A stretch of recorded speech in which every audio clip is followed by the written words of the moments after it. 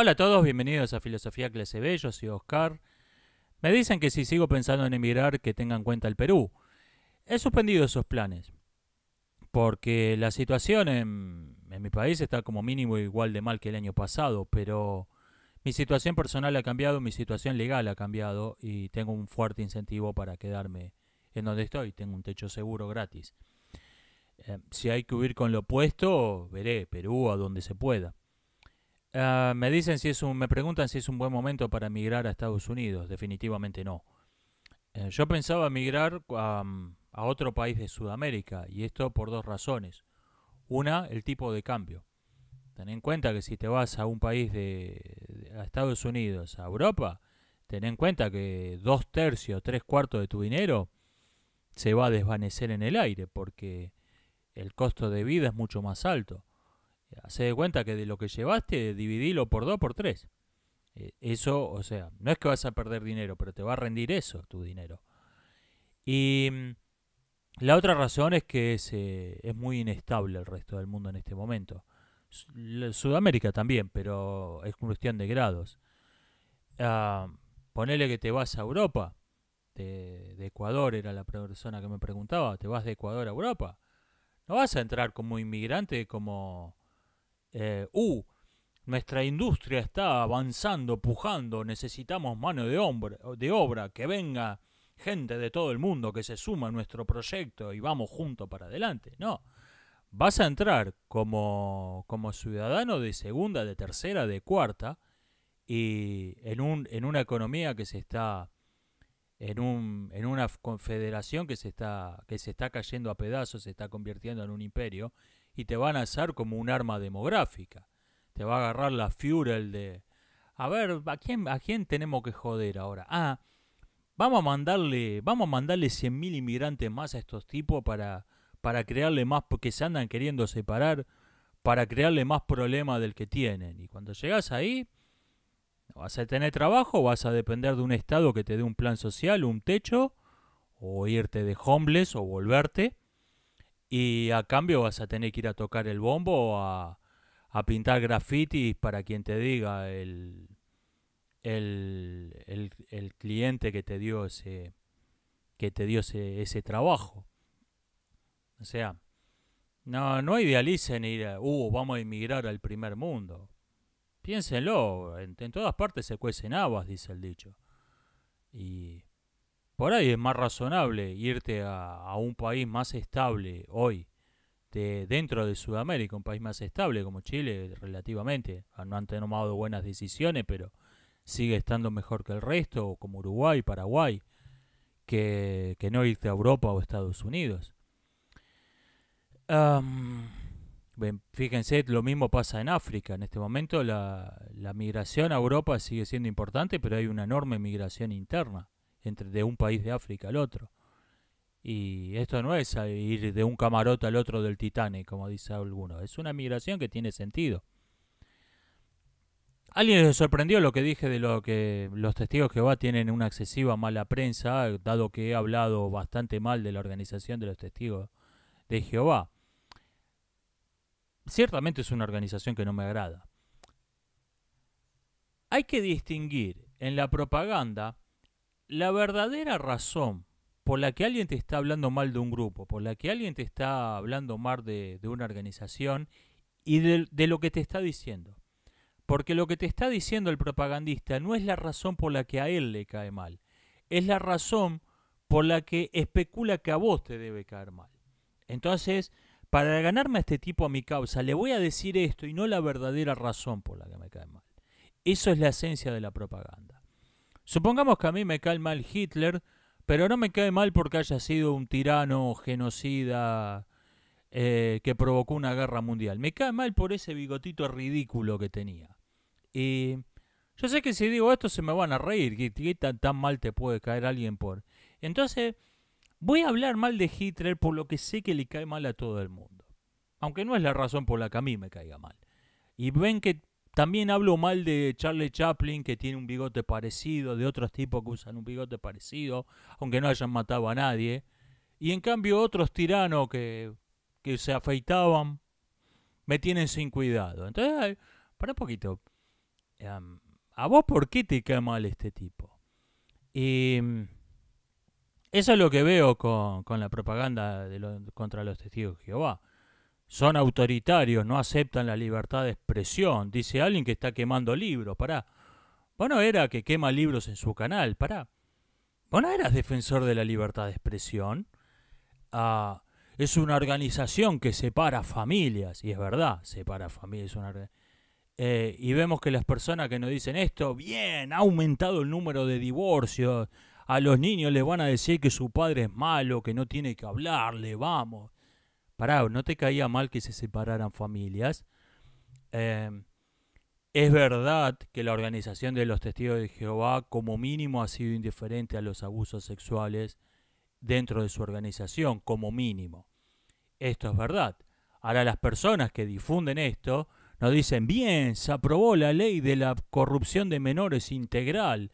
Le van a enseñar a los niños en las escuelas ahora que el amor no tiene edad, que si un adulto lo manosea, eso está bien, bárbaro.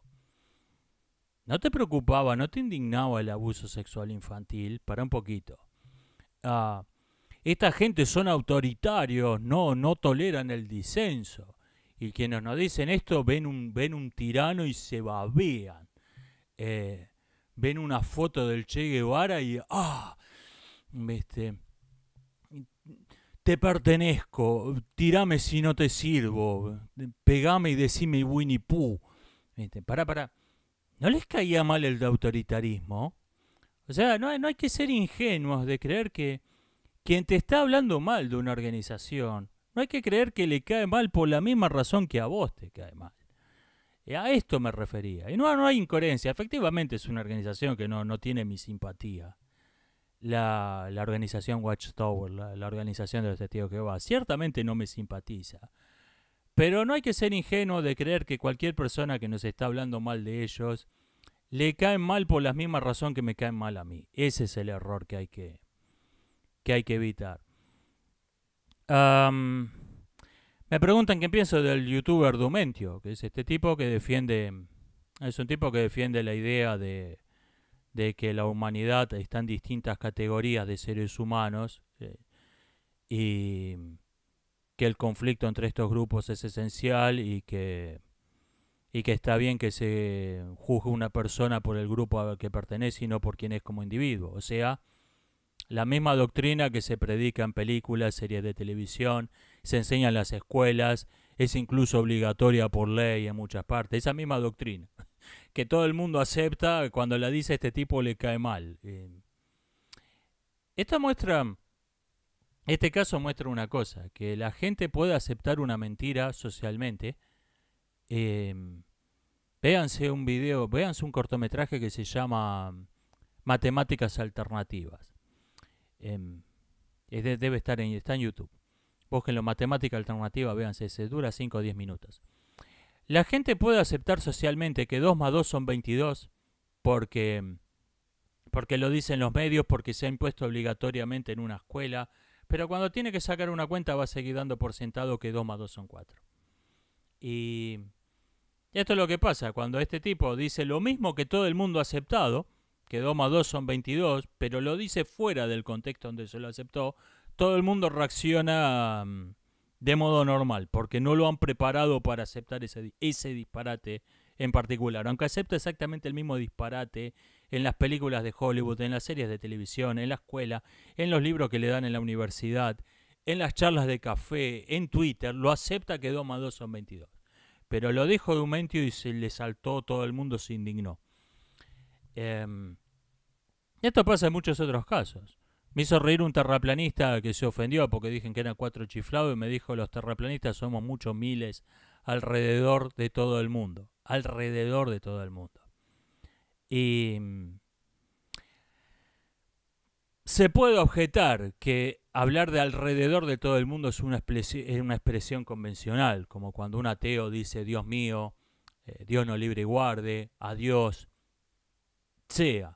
Pero hay casos en que no es así esto. Hay casos en que he visto terraplanistas que dan por sentado que la Tierra es una esfera. Por ejemplo, la explicación de que dan los terraplanistas de cómo funcionan los teléfonos celulares es innecesariamente complicada. porque están tratando de demostrar, explicar cómo funcionan los teléfonos no existiendo satélites. Y no se dan cuenta que si la Tierra fuese plana, en efecto los satélites de comunicaciones no existirían, pero tampoco serían necesarios. Vos te podrías, como en una Tierra plana, podrías llamar de teléfono a teléfono a Japón, desde Argentina a Japón. No habría teléfonos de comunicaciones, pero los teléfonos de comunicaciones tampoco serían necesarios.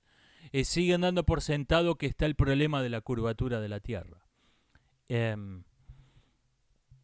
Alguien decía, tratando de ridiculizar los argumentos de los pro vida, mostraba una foto de un feto y decía, este ser humano que bla bla bla, y terminaba, por cierto, la foto es de un elefante. Y yo le pregunté, ¿por qué el feto de un ser humano no es un ser humano, pero el feto de un elefante sí es un elefante?